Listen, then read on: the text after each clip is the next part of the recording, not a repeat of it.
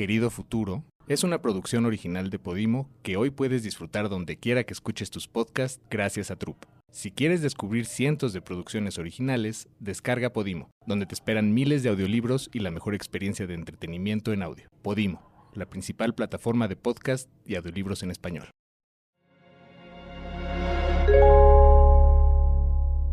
Tridente Aceleradora presenta. I've never been more hopeful about our future. We can definitely travel into the future. Querido Futuro, con Gabriela Barkentin. Desdoblando el futuro, con información, historias y análisis. Antes no sabemos qué vamos a hacer dentro de unas horas. We see what can be. Querido Futuro, con Gabriela Barkentin. Querido Futuro es un podcast producido por Podium Studios, en exclusiva para Podimo, la principal plataforma de podcast y audiolibros en español. Querido Futuro, híjole, mano, ¿será que pronto los tacos al pastor que me coma vendrán de carne que se imprimió o de carne que se cultivó? ¿O serán de un concentrado de, no sé, de chícharo, por ejemplo? Entonces, querido Futuro, ¿los tacos ya no serán tacos? Ay, no juegues con mis sentimientos. Pero bueno, ya lo sé, futuro mío, que nada es seguro, pero lo que sí hay que decir que en el tema de la carne, como en muchos otros ámbitos, están pasando un sinnúmero de cosas. Cosas que, en este caso, en concreto, cuando hablamos de la carne, futuro de la carne, pues está transformando nuestra relación con los alimentos y con nosotros mismos. Sí, así, es un espejo diferente. Así que, querido futuro, sorpréndenos en este episodio que está a punto de arrancar, pero eso sí, te pido que nunca me quites mis tacos al pastor. Por favor. Hay sonidos que saben y algo en nuestro paladar reacciona. El recuerdo de ese corte de carne en la plancha, el asador, el fuego, el carbón, el humo, las especias, la sal, los aceites, la cebolla, los chiles, la grasa, el aroma de todo eso combinado. Las conversaciones alrededor del fuego y todos esos sonidos y sabores están en nuestra mente porque alguna vez experimentamos ese ritual de sentarnos a comer un buen trozo de carne. Pero es probable que ese ritual esté en el inicio del fin, o al menos el inicio de una disrupción que lo podría cambiar todo. En el presente, estamos ante un hecho contundente. Nuestra población mundial continuará creciendo. De acuerdo con estimaciones de las Naciones Unidas, seremos más de 9,000 millones de humanos para 2050. La pregunta fundamental es, ¿cómo vamos a alimentar a todos ellos? ¿Seremos capaces como especie de seguir industrializando la carne de consumo humano? ¿Es sostenible, ético y sustentable el modelo actual?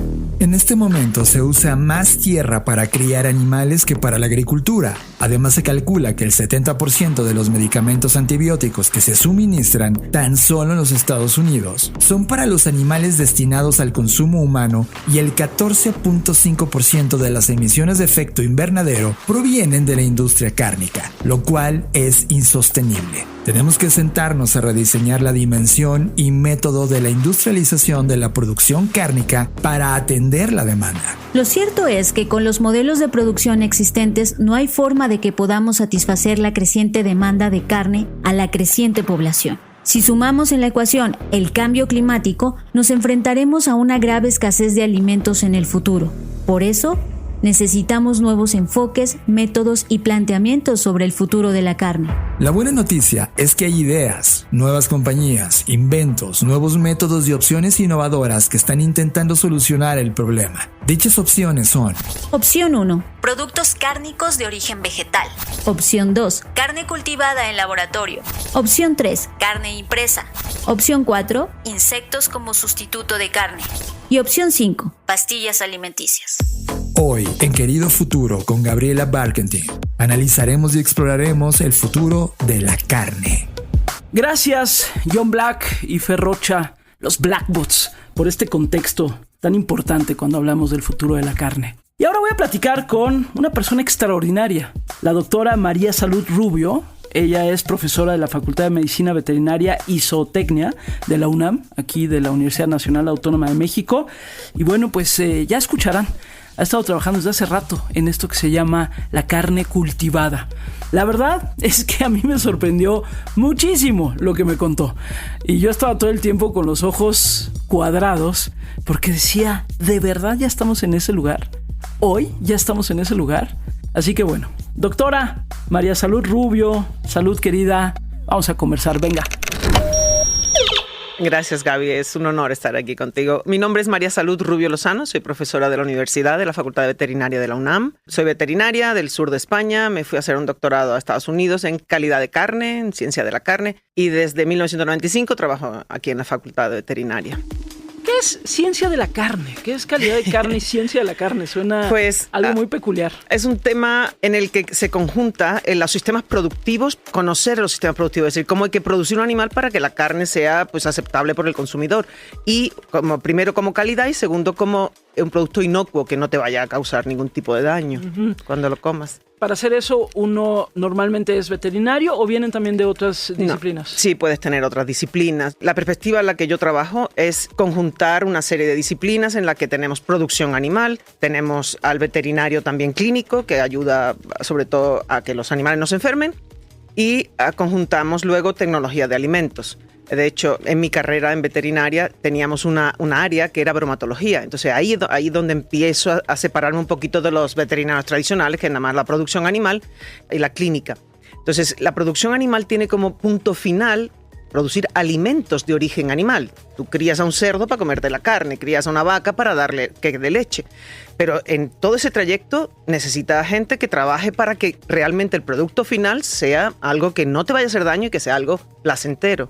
Yo creo que todos los que nos escuchan saben de lo que hablamos cuando hablamos de la carne que nos comemos.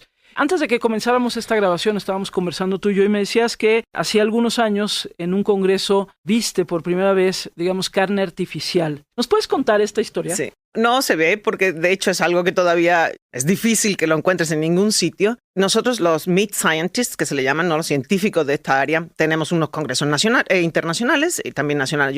Aquí fundamos una asociación también de científicos de la carne. Pero no creas, está ya en todas las áreas, no solo carne, ¿eh? Hay leche in vitro también, hay pescado in vitro, es decir, todos los alimentos ya se pueden realizar sin tener que usar los animales primarios. Okay. Todo empezó, yo siempre he trabajado en inocuidad y en calidad. Pero hace años los europeos estaban interesados ya en el tema de sostenibilidad. Entonces tuve un proyecto aquí en la UNAM para entender cuáles eran los impactos de producir la carne en lugares como el trópico mexicano. Entonces eso se cruzó en un congreso en el que escuché a un doctor, que es un médico que hacía válvulas para el corazón. Y bueno, él también tuvo su historia. Una persona anteriormente a él los había animado a decir, oigan, ¿por qué no hacemos carne in vitro? Y entonces ¿Cómo se llama el doctor? El doctor es Mark Post, es de la Universidad de Maastricht, en Holanda. Lo escuché en la conferencia y me quedé un poco impactada y años después volví a otro congreso internacional de la carne tradicional, lo que toda la vida. Y la primera conferencia del Congreso volvió a hablar de carne artificial. Entonces yo dije, no, aquí hay algo. Aquí hay algo, efectivamente. Entonces regresé y le escribí un mensaje al doctor Post y le dije, oiga, yo soy una científica de la carne veterinaria, normalito. Yo quiero saber lo que usted hace, porque usted está ya revolucionando aquí el tema. Eso fue en el 2018. Okay. Cuando regreso, toco muchas puertas en UNAM y no encuentro ahí, como que estaba la cosa que no entendían bien todavía. Entonces encuentro una gente en Monterrey y con ellos empezamos a trabajar. Tuve una estudiante del doctorado, la pandemia la desanimó, nos desanimó eso y que no encontré foco. Fíjate, yo escribí proyectos, las instituciones nacionales que dan dinero para investigar y no encontré respuesta. E incluso en mi propia casa, en la UNAM, busqué proyectos y tampoco tuve apoyo. Entonces fue un desánimo brutal, pero tuvimos luego la fortuna de que unos jóvenes emprendedores de Guadalajara conocieran, yo estaba dando conferencias de esto en todos lados, pero estamos ya ahora de forma privada haciendo la investigación y haciendo... ¿Y qué es la carne artificial? Es un concepto muy interesante que antes se creía que ya tus músculos, si se estropeaban, no tenían forma de recuperarse. Resulta que descubrieron que en todos los tejidos del cuerpo humano quedan reminiscencias de células satelitales que le llamamos stem cells, se llama. Las células que quedan en nuestros tejidos son células que tienen una gran capacidad de proliferación. Una célula muscular ya es fija, ya eso ya no se reproduce, pero quedan en ese tejido unas celulitas que tienen todavía una capacidad de proliferación no indefinida. Entonces, con ellas se empezaron a trabajar. Tú coges esas células, les das el medio de cultivo que normalmente tendrían en un músculo y se empiezan a reproducir. Llega un momento en el que dicen, ok, aquí ya, hasta aquí llego. 10, 12 pases a lo mejor en el laboratorio. Y entonces se empiezan a diferenciar. ¿Y en qué se diferencian? En tejido muscular, igual como el de la carne. Por eso, cuando se habla de carne in vitro es que realmente es carne, porque es de una célula que está indiferenciada, se llama así, y se va a llegar a diferenciar en tejido muscular. Y lo que sale de eso es un pedazo de carne. Es un pedazo de carne. No es un pedazo, porque no está estructurada. Son celulitas que se van juntando. Por ejemplo, el doctor Mark Post, cuando esta idea la tiene, le dice a alguien, quería salir a nivel nacional, ¿no? Con un cerdito en el estudio de televisión, pero el cofundador de Google se entera y le dice, no, ¿cuánto necesitas para realmente hacerme 2 o 3 hamburguesas y te saco a nivel internacional? Te llevo a Londres. Entonces, en 2013, con $1 millón, hace 3 hamburguesas con $1 millón. What we're going to see is a world first. This is the first time ever a hamburger from cells grown outside of the cow is being made and presented. For me, there are 3 major reasons why I think we need to do this. One is that demand for meat worldwide is going to increase. Y se lleva unas, ¿qué pasa? Que lo hace la antigüita, es decir, reproduciendo miles de cajas. Tú coges, a mí me enseñaron cuando yo fui así, ya no había hamburguesas, nada, y había un pocillo en una estructura, y ahí con un pedacito de carne artificial, eso era todo, eran billones y billones de células para hacer lo que es un pedacito. Y había muchísimos retos tecnológicos.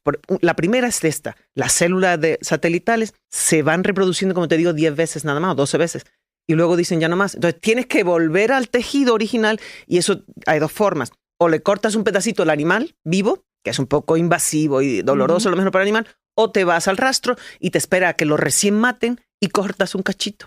Y te vas a tu laboratorio y empiezas a hacerlo. Eso fue hace ya 8 o 10 años. Ya hay tanta gente trabajando en este tema que ya hay gente que te vende una línea celular de bovino inmortalizada para que ya no tengas que estar yendo una y otra vez al tejido original del animal y no tengas que usarlo. Estoy muy impresionada, doctora.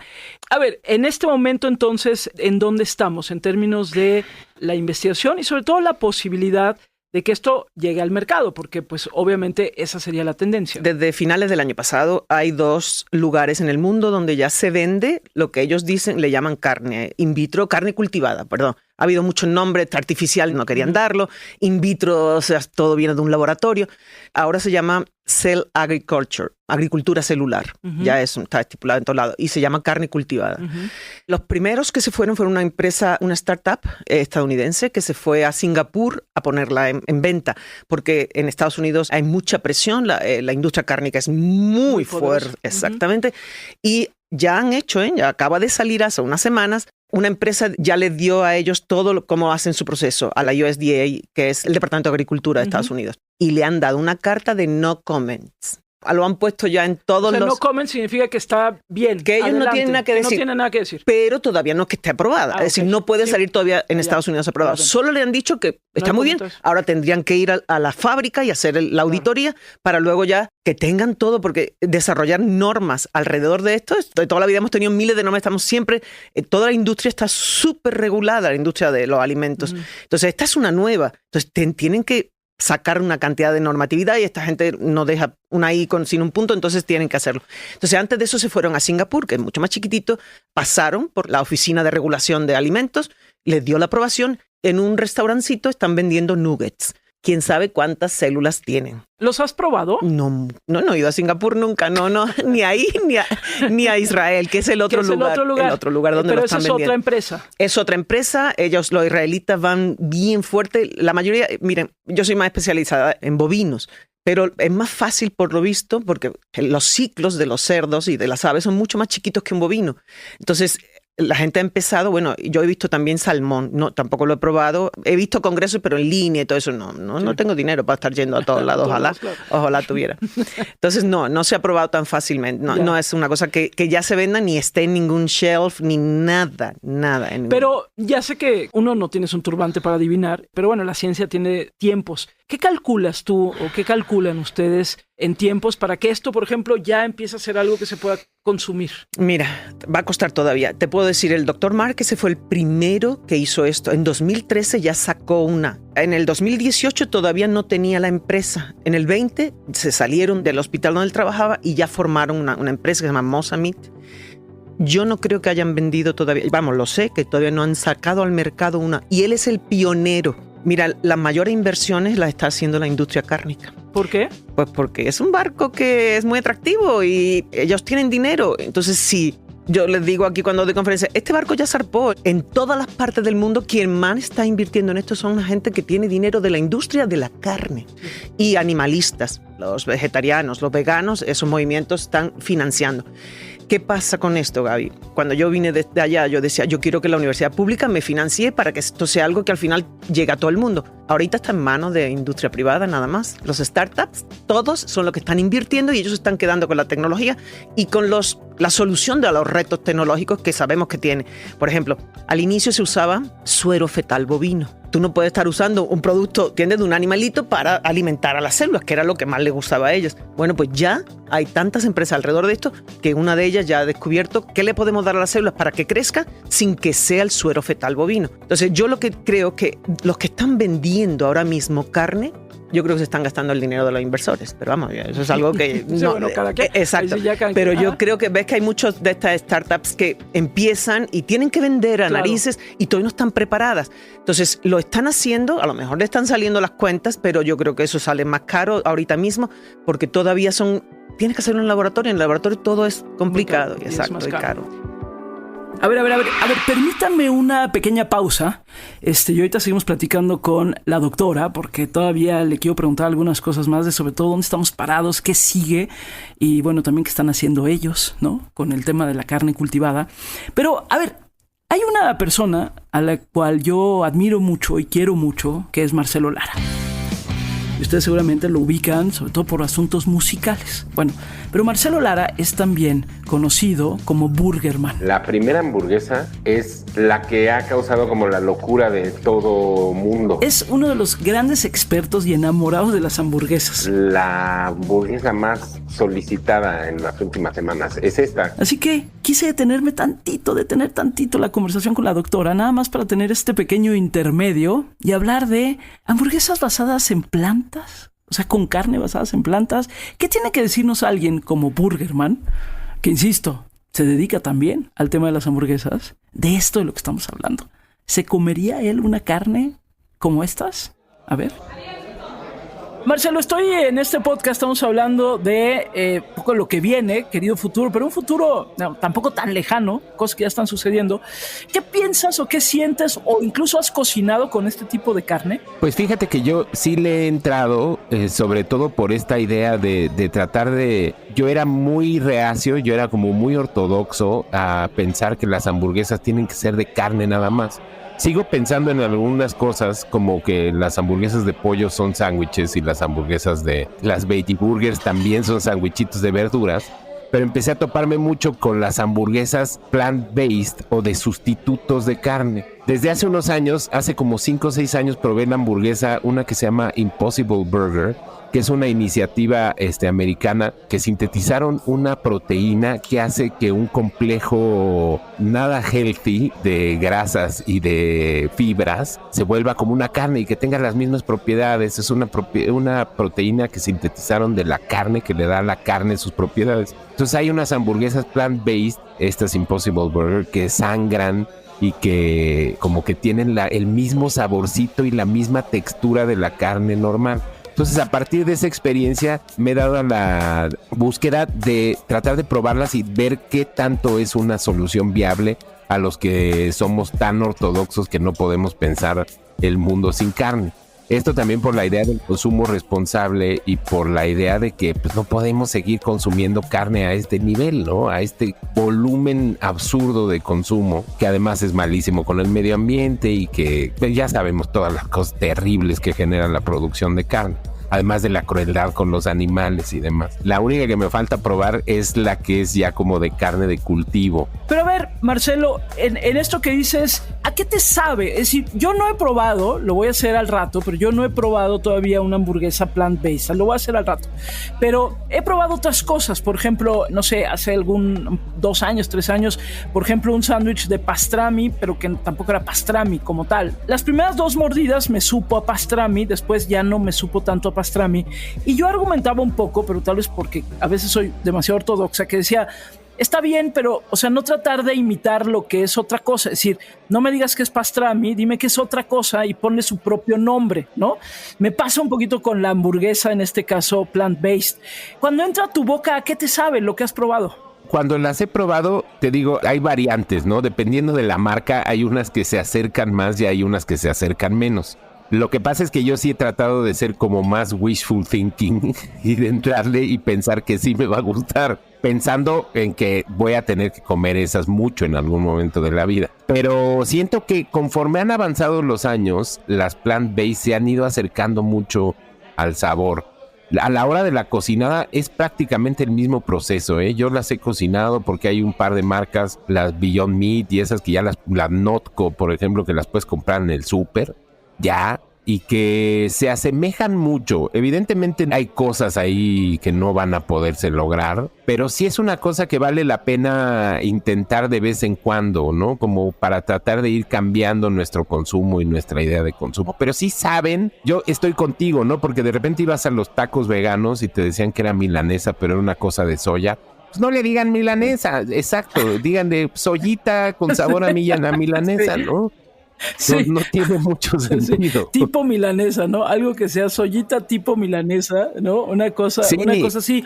El otro día comí unos tacos que era milanesa sobrenatural. Pues sí, eso todavía, mano. Eso todavía te la puedo creer. La milanesa sobrenatural y la hamburguesa sobrenatural. Oye, y para cerrar, querido Marcelo, y gracias, compártenos cómo es tu hamburguesa perfecta. Mi hamburguesa perfecta es una hamburguesa que no pesa más de 150 gramos de carne. Es una mezcla de cortes de carne que aporten al 100% de la carne, un 80% de carne y 20% de grasa, o sea, una carne 80-20 o algo así. Un buen bollo, que puede ser de cualquier tipo. Un quesito tipo cheddar o quesito americano de ese medio radioactivo del súper, como para cortar la grasa. Y nada más. Quizá un poquito de pepinillos y para adentro, ya casi ni ketchup ni ningún aderezo. Entre más simple mejor. ¿Dónde te podemos seguir, querido Marcelo, en la parte de las hamburguesas? En la parte de las hamburguesas me pueden seguir en @burgermanmex en todas las redes sociales, sobre todo en Instagram. Ahí estoy atendiendo las 24 horas al día y haciendo la difícil labor de probar todas las hamburguesas para que usted no las tenga que probar todas. Bueno, aquí estoy a punto de comerme una hamburguesa plant-based. Es hamburguesa tradicional con carne vegana, Beyond Meat. Trae queso vegano estilo americano, cebolla caramelizada, jitomate, lechuga, pepinillos, salsa de la casa. Y me recomiendan probarla con jalapeños. Hay un pan sin gluten también, si uno lo quiere. Y uno puede pedir extra carne y extra queso, lo cual ponen entre comillas. Entiendo que esto está basado en una como concentración o algo así de chícharo. Así que bueno, pues acá estoy, ya me la están preparando. Y bueno, pues pinta bien. Me sigue pareciendo raro, pero pinta bien. Una hora más tarde. Pues la verdad, estuvo buena. O sea, ya voy caminando de regreso. Estuvo buena. Y no sé si me supo carne, pero pues no lo sé. Igual como dice mi querido Burgerman, hay que tener la mente abierta. Estaría bueno empezar a cocinar. A mí me gusta cocinar mucho. Estaría bueno empezar a cocinar y a experimentar un poco con estas carnes que no son carnes. Pero me gustó. Debo decir que me gustó. Bueno, pues ahí está. Y regresamos, por supuesto, con la doctora Salud. Venga. Y en esta conversación, doctor, estoy francamente muy impresionado porque me parece fascinante. Pero, ¿por qué estamos en esto? ¿Por qué tendríamos que pensar en cultivar carne? Bueno, esa es la pregunta del millón. Es una cosa importantísima. Los productos de origen animal ya no podemos decir que son esenciales porque hay millones de veganos y vegetarianos que viven en el mundo, los veganos sin comer nada de origen animal y los vegetarianos sin comer carne. Entonces, no son alimentos que te mueras si tú no los comes, ¿eh? Tú te tienes que alimentar muy bien, pero son alimentos nobles en el sentido de que tienen todos los nutrientes esenciales que tú necesitas para vivir y no estar preocupada por la comida. Uh-huh. Si una persona que trabaja 8 o 10 horas en el campo, en cualquier actividad, necesita estar bien nutrida. Y si tú te tomas un vaso de leche en la mañana, tu huevo, un pedacito de carne al mediodía, tú con eso tienes los nutrimentos que necesitas para vivir. La gente que no quiere comer eso tiene que hacerse muy bien un diseño de alimentos para poder obtener de esos nutrientes. Efectivamente. Por ejemplo, hay uno que nunca vas a obtener del reino vegetal, que es la vitamina B12. Esa a narices todos los veganos y vegetarianos se la tienen que suplir, ¿sí? Tienen que tomar suplemento con ella. Entonces, partamos de la base de que esto es un producto fundamental, o por lo menos ha sido parte de nuestra cultura como humanos desde los inicios. Hemos comido carne, siempre hemos tomado leche desde los albores de la humanidad. Entonces, partiendo eso de la base, ¿cuál es el problema que surge?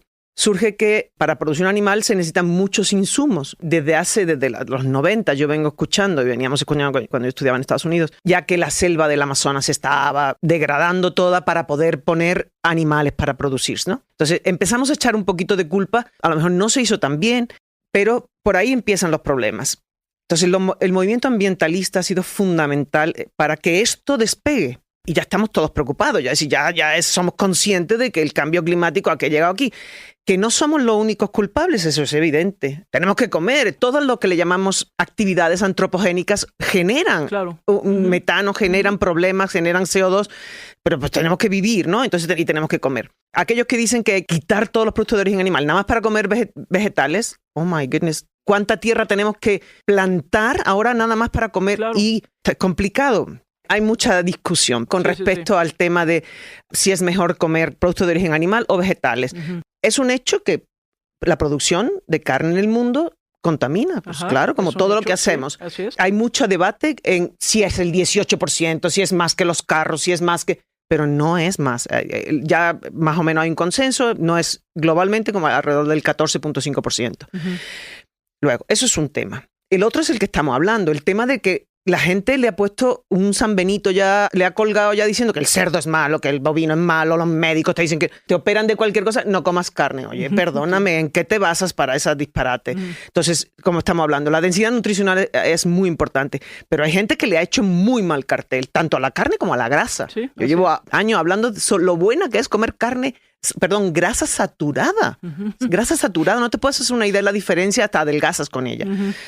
Y el tercer tema, que es el tema que ahí ya sí no podemos hacer nada, porque hay gente que no quiere matar a los animales para comérselos. Claro, sí. Pues eso está bien. Eso está, claro. Efectivamente, el problema, el tema del bienestar animal, eso ya de conciencia, es una cosa de ética. Pero en esto, doctora, me interesa también digamos que no, es decir, terminará siendo un asunto de nicho, etcétera, pero ¿qué aportan estas investigaciones a ámbitos más amplios, ¿no? Es decir, porque si nosotros decimos, pero digamos, esta carne de cultivo pues es muy cara, y además será para un mercado mucho más de nicho. Pero el estar estudiando esto, ¿cómo lo llevan ustedes, por ejemplo, a otros temas que tal vez sí son de una aplicación mucho más amplia? Por ejemplo, te decía, para la carne cultivada ya hay alrededor de 200 empresas a nivel mundial subsidiarias de eso.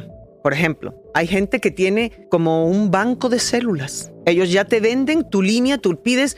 Eso puede salvar a todo tipo de animales. Podemos reproducir cualquier tipo de carne de cualquier animal de la tierra que hoy en día ya puede estar casi extinguiéndose. Por ejemplo, yo recuerdo en uno de los congresos que estuvimos, unos jóvenes de Australia, ese era su negocio. Y te iban a vender carne de serpiente, de armadillo, de cualquier cosa que se te ocurriera y que se pueda comer. Yo no sé, en otros aspectos, por ejemplo, pueden leer también, hay una cosa muy interesante que venimos desde hace mucho tiempo que se hace, y es, la leche es muy diferente de la carne. Por ejemplo, la leche es una cosa líquida que no tiene su estructura, porque es una emulsión igual que una mayonesa.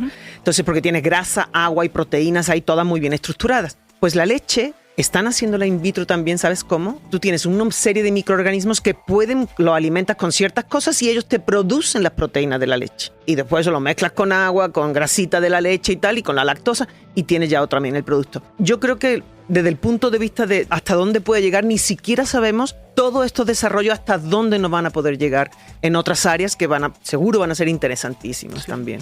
Oye, y para cerrar, que podemos quedarnos horas platicando, que esto está fascinante, pero para cerrar, ¿qué te ha dejado todo esto? Digamos, si piensas cuando empezaste a estudiar veterinaria, cuando veías seguramente tu plan de estudios de la licenciatura, y piensas tantos años después, y además con la mirada puesta, ahora sí que en el futuro, ¿qué reflexión te deja como muy en lo íntimo?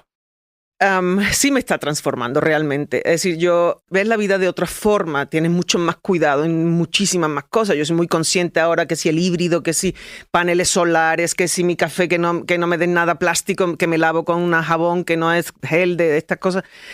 En ese sentido, me ha rejuvenecido y tengo una esperanza brutal en esto, en el que el proyecto salga bien, como te digo, estoy con un grupo de jóvenes muy interesante lo que se está haciendo. Pronto vamos a hacer al mercado porque estamos empezando con un producto basado en plantas, de vegetales, para pasar luego a un producto híbrido y más adelante para ya hacerlo en carne cultivada. Pero nuestro enfoque está siendo algo muy diferente porque hasta ahora la gente solo ha hecho esas células como que amontonadas para hacer algo como una hamburguesa que está desestructurada. Nosotros queremos hacer un steak. Entonces, estoy muy ilusionada, es una etapa nueva. A pesar de eso, yo sigo trabajando en la universidad, hablando de la inocuidad de los productos. Trabajo con ganaderos en toda la República, sobre todo enfocado en productos que dan bienestar a los animales, calidad de carne y todo eso. Pero sí, estoy más contenta, ¿Nunca te imaginaste esto cuando empezaste a estudiar? Bueno, estaba ni idea. Está cañón de interesante. Me encanta eso. Eso me gustó. Está cañón de interesante y eso me parece una gran frase de cierre. Gracias, de verdad. Bueno, un gustazo. Todo apunta a que la carne como la conocemos de origen animal seguirá existiendo, pero probablemente el consumo masivo no vendrá más de una granja industrial, ya que será mucho más caro que el actual y un regalo tremendamente ocasional para la mayoría. Sin embargo, la carne a base de plantas cultivada en laboratorio, en granjas verticales o de insectos serían en su combinación una alternativa económica, accesible y sostenible. Pero no solo es la tecnología que nos presenta hipótesis innovadoras. La adopción a estas nuevas alternativas alimenticias requerirá también una nueva cultura de consumo, un nuevo modelo de alimentación con nuevos sabores, nuevas texturas, nuevos orígenes, nuevas historias y combinaciones que revolucionarán una vez más la gastronomía del mundo entero y en la mayoría de los casos nos veremos forzados a incorporar. Lo cierto es que compañías como Impossible Foods y Beyond Meat llevan años experimentando y mejorando sus propuestas a tal punto que ya han comenzado a brindar opciones para restaurantes de comida rápida como McDonald's, Burger King y Carl Jr. E incluso algunos de sus productos ya están en el supermercado. It's actually plant-based. Oh, I didn't know I like plant-based. I know. Keep eating it. También restaurantes icónicos como el legendario 11 Madison Park decidieron eliminar todo tipo de carne de su menú, mientras que el Ona, Origin Non Animale, situado en Agges, se convirtió en el primer restaurante francés vegano con estrella Michelin, dejando claro que la comida plant-based o basada en plantas se abre camino en la guía roja de la gastronomía. Para más información puedes leer los libros Técnicamente Comida, dentro de la misión de Silicon Valley para cambiar la forma en cómo comemos, de Larissa Simberoff. Billion Dollar Burger, de Chase Purdy. El fin de las granjas de animales. Cómo los científicos, emprendedores y activistas están construyendo un sistema alimentario libre de animales, de J.C. Reese. Y el recetario de los 50 alimentos del futuro. Un libro de cocina lleno de diversas recetas basadas en plantas, elaborada por chefs líderes en el mundo y cuentan con los ingredientes del proyecto Future 50 Foods, que son sabrosos, nutritivos y amables con el planeta. Sin duda, una deliciosa revolución que experimentaremos juntos. Nos vemos en el futuro.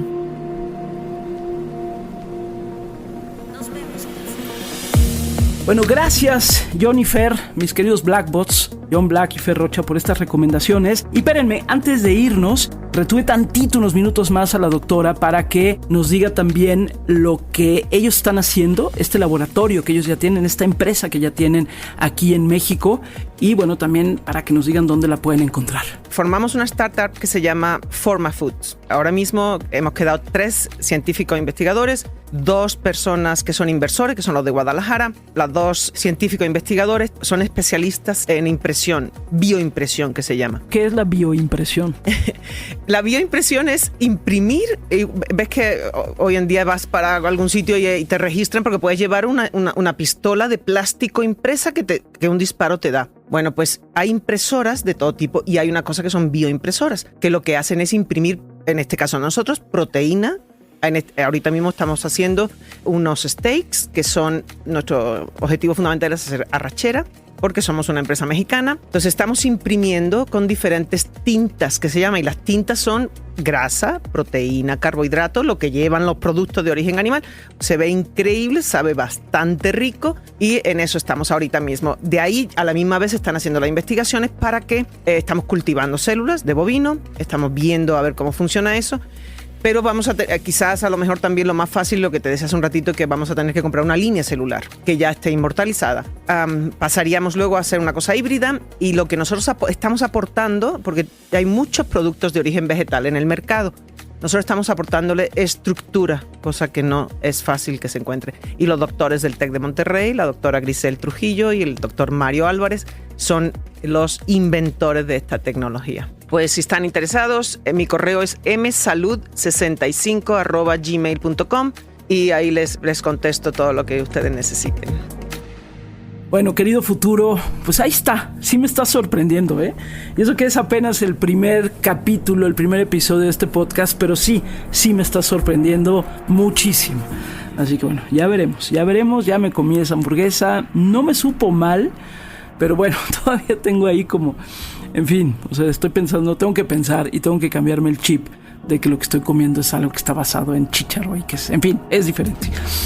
¿Ustedes cómo la ven, Por cierto, ¿ustedes cómo perciben, queridos escuchas de este podcast, cómo perciben lo que viene en términos de alimentación?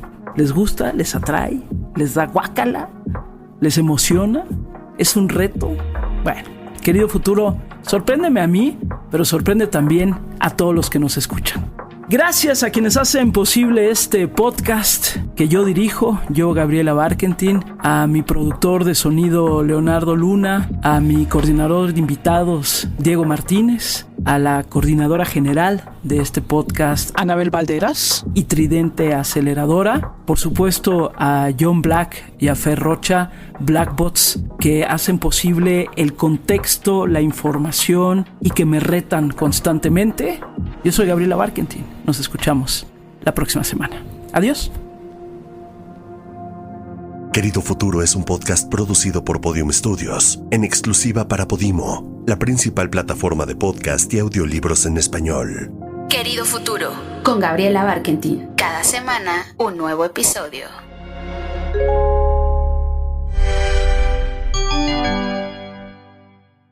Querido Futuro es una producción original de Podimo que hoy puedes disfrutar donde quiera que escuches tus podcasts gracias a Troop. Si quieres descubrir cientos de producciones originales, descarga Podimo, donde te esperan miles de audiolibros y la mejor experiencia de entretenimiento en audio. Podimo, la principal plataforma de podcast y audiolibros en español.